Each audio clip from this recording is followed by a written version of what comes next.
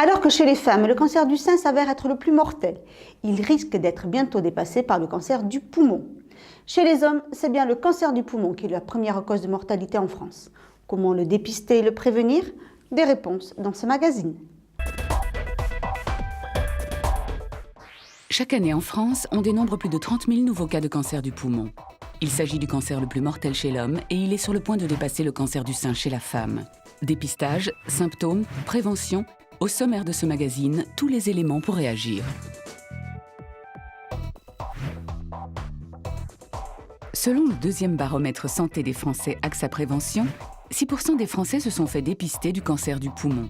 Comment se passe ce dépistage et quels sont les progrès accomplis dans ce domaine?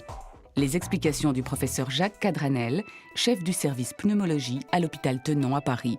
Aujourd'hui en France, on ne peut pas se faire dépister du cancer du poumon parce que ce n'est pas organisé comme le cancer du sein par exemple.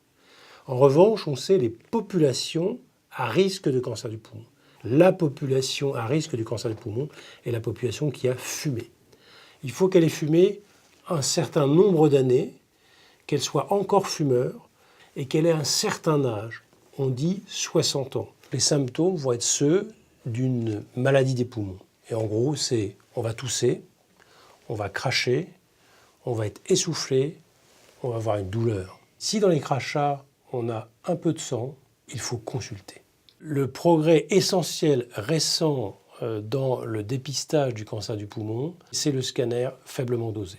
L'impact de cette détection va être important puisqu'il va réduire de 20% la mortalité par cancer du poumon. Quelles sont les meilleures méthodes de sevrage antitabagique et les nouveautés dans le domaine de la prévention? Professeur Jacques Cadranel. Aujourd'hui, on va dire que 80% des cancers du poumon sont reliés au tabagisme. Alors les 20% qui restent, on ne sait pas encore très bien.